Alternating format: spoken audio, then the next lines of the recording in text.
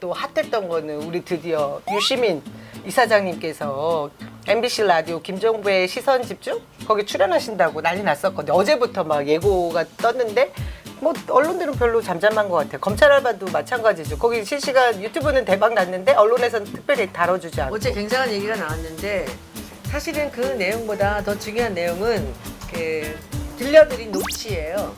네. 그 녹취가 뭐냐면 백 기자라는 이 휴대폰 털린 그 백 기자라는 분이 이제 그 제보자 X하고 전화를 한 거죠. 그래서 이분들이 마지막에 계속 그 이철 대표께서 옥중에 계신 이철 대표께서 안 하겠다. 나는 그대로 그 내 형량을 받겠다, 재판을 받겠다라고 하니까 이동재 기자가 계속 전화를 해대면서 그 뭔가를 만들어내라고 종용을 설득을 하는 거예요. 설득을 하는데 뭐 거기 이제 복잡한 얘기가 많이 있는데 그래서 안 한다 했더니 그 자기네가 다 해놨다. 그러니까. 그러면서 거기서 한동훈의 녹취도 들려주는 것이고 그리고 이렇게 다 해놨다. 확실하니까 우리를 믿어달라. 이렇게 가자 하면서 그래서 이분이 그 채널 A를 가요. 거기 가서 그럼 하겠다. 제보자 X.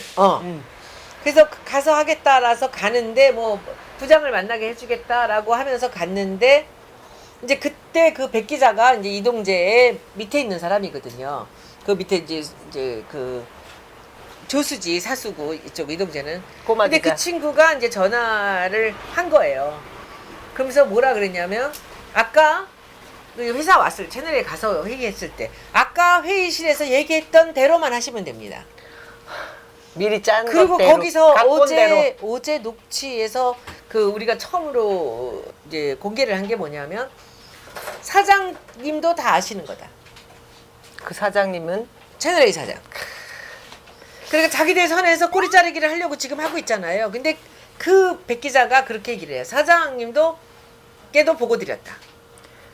회의 안에서 회의실에서 있던 얘기만 그대로 하면 된다라는 게 이제 있었고 그리고 그 이제 이동재 기자의 녹취는 그 한동훈 검사장하고에 관련되는 거 그리고 그 얘기를 쭉 보면 얘네들이 지금 이제 오늘 나오는 그 심의에서 또 얘기가 한참 다뤄지겠지만은 저 녹취가 우리 지금 일반에 공개된 녹취 네. 그것이 그 한동훈이 관계가 없다라는 식으로 지금 언론들이 난리가 나서 프레임을 만들고 있는데 그래도 유시민 장관이 오늘 나온 이유가 있는 거예요. 그러니까 그 얘기를. 예, 그쵸? 그게 뭐냐면 저 안에 그 한동훈에서부터 윤석열까지도 상상할 수 있는 그림자들이 나는 보이는데 난 내가 당사자이기 때문에 당사자라고 본인은 얘기하지만 제가 보기에는 이 드라마의 주인공이에요. 이 주인공이 등장은 하지 않는 주인공이야. 여기 주인공은 이동재가 주연이고 그리고 이제 주연 둘이 여자 주인공이 없네. 그 주인공이 한동훈과 이동재인데 조연이 백 기자고 여기서 스토리 안에 주인공은 유시민이에요. 근데 출연을 하지 않는 주인공이었어.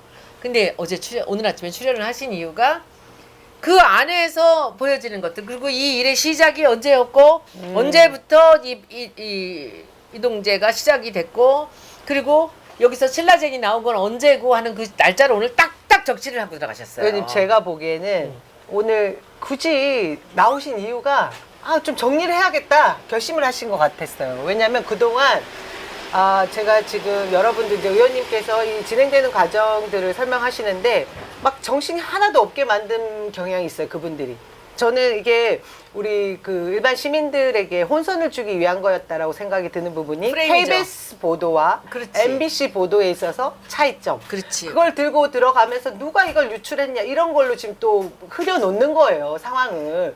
그 이전에 조국 전 장관이든 우리 의원님 사건이었든 뭐 한명숙 전 총리였건 뭐 윤미향 사건이든 검찰 쪽에서 이렇게 피의 사실 공표를 하면 안 되는 문제들을 계속 내놓으면서 언론에서 받아쓰기를 하고 보도하고 그런 수만 건의 의혹 보도 때문에 저희가 검언 유착이라는 말을 지금 하고 있잖아요.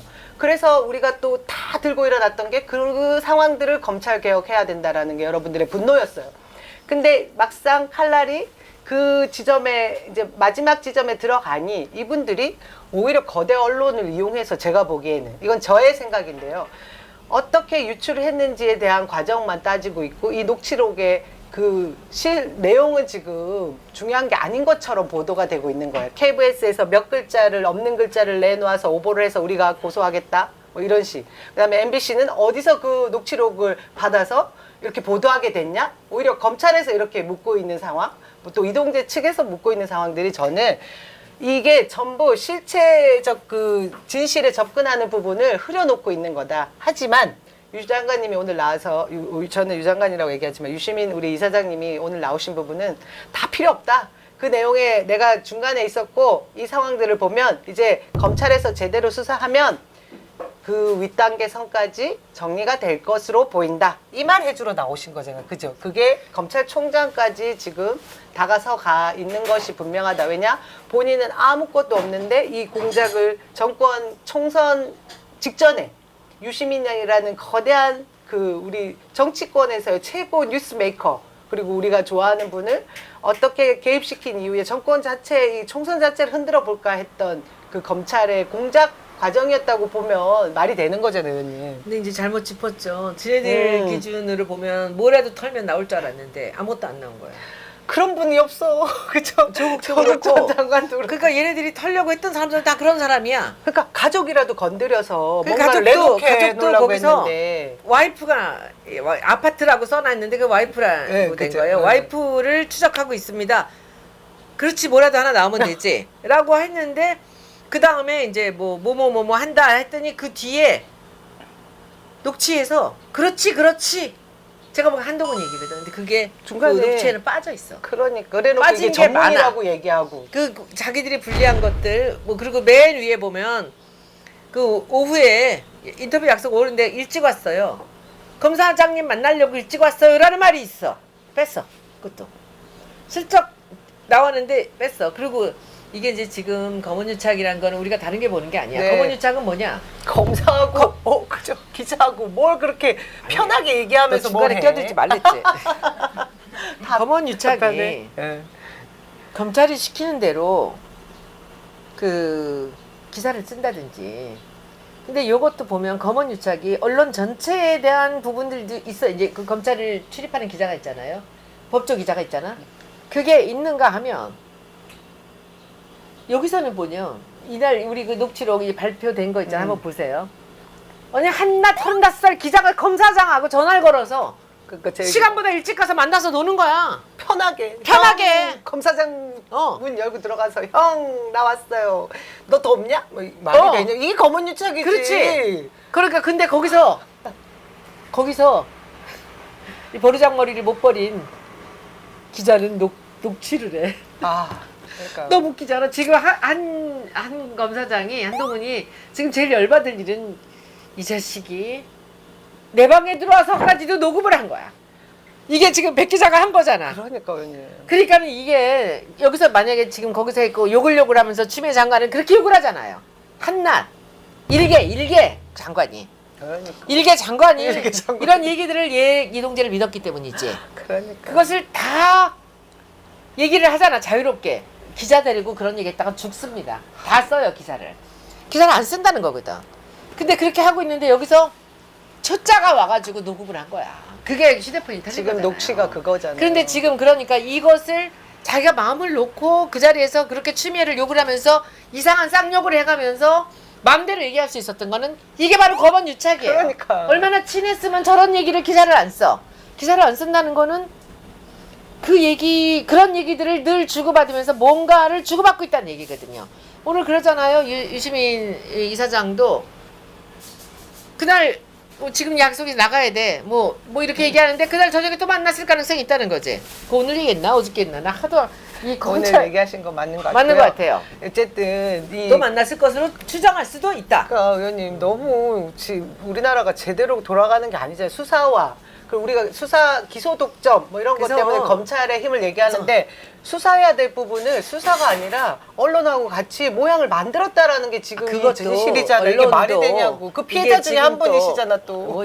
나는 지금 우리는 이제 언론이 먼저 시작해가지고 검찰하고 짠 거죠. 누가 먼저 근데 시작한 건지 SBS가 모르지. 시작한 거죠. SBS 뒤에 정치인이 있을 거라고 저는 충분히 그렇게 합리적 의심을 하고 있지만 이것이 언론이 시작하니까 신나서 손에만 때리기를 시작한 거지. 저는 지금도요, 그 언론이 자기들이 프레임을 만들어서 한동훈이 아무것도 한 거 없잖아.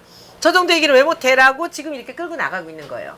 그런데 그 자리에 함께 있어서 둘이 같이 한 얘기가 적나라하게 다 녹음이 되는데 그 내용을 보면 이미 검언유착이에요. 그거는. 그러니까요. 저도. 그런데 난 요즘에 그 박원순 시장님 떠나시고 나서 그 2차 피해라는 얘기. 2차 피해가 뭐죠? 여러분들 2차 가해. 2차 가해가 뭐죠? 누가 뭐라고 얘기하지? 2차 언론이. 아무 말도 못해. 저는 제일 큰 2차 피해는 저는 가족들이라고 봐요.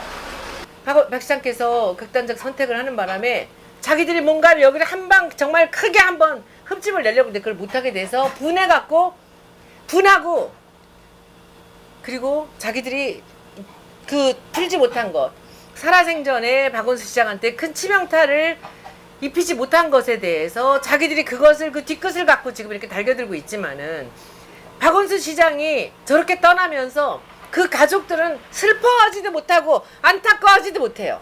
게다가 우리 지지자들은 박원순 시장에 대해서 한마디도 못해요. 얘기만 하면 2차 전 언론이 모두 다 2차란 얘기로 모든 사람이 입을 막고 있어요. 그 얘기를 하는 거예요. 네. 그러면 여기서 제일 큰 피해를 입고 있는 것은 아빠가 돌아가시고 남편이 돌아가신 가족입니까?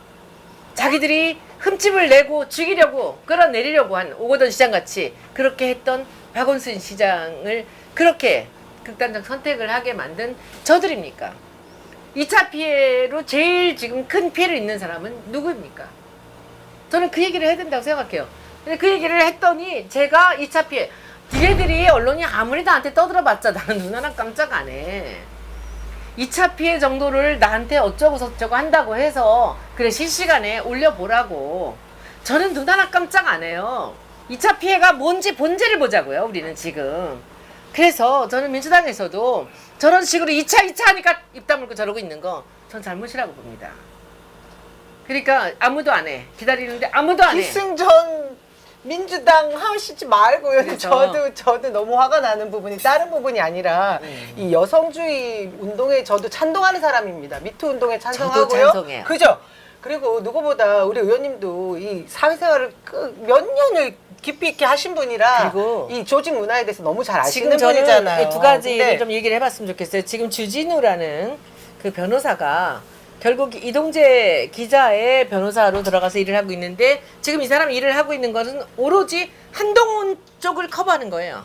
근데 이 사람이 원래 한동훈 쪽 라인의 검사였다 그러잖아요. 그러면 이동재한테 이 사람을 붙여놓고서는 실제로 커버하는 거는 한동훈을 커버해요. 근데 제가 어제 검찰을 봤을 때 얘기했지만은 지금 나오는 이 주진우 변호사가 하는 모든 일들을 보면 이동재한테 모든 것을 바가지를 씌우고 한동훈이 빠져나오려고 그렇게 의심이 되는 그런 변론들과 그런 언론 플레이를 하고 있지 않나라는 생각을 한다고요. 그러면 또 하나. 여기서 이 피해자와 이 김재련 변호사하고 봤을 때 김재련 변호사가 과연 피해자를 커버를 하기 위해서 지금 이렇게 하고 있나? 제가 그 얘기 하고 이게 싶었어요. 또 저는 의문이 가요. 실제로 김재련 변호사가 지난번에 김지은 씨의 변호사였다면서요. 변호팀 중에 한 명이었다면서요. 그때는 뒤에 숨어서 있었다고. 왜냐하면 김지은이 얼굴을 내놨기 때문에. 이름을 밝혔기 때문에. 그래서 그런지 몰라. 그래서 뒤에서 김지은의 변호사로서 이 사람이 어떤 역할을 했는지 모르지만 지금 우리가 보기에는 김재련 변호사가 피해자보다 너무 앞서서 나와 있는 것은 아닌가. 물론 제가 지금 말씀드린 대로 본인이 자기 이름과 얼굴을 노출하지 않기 때문에 어쩔 수 없다라고 하지만 이게 반복되는 이런 언론 플레이들을 보면서 우리가 의심할 수밖에 없는 것은 저 사람이 다른 뜻이 있나? 혹시 다른 목표가 있어서 저렇게 자주 언론에 노출이 되는 것인가?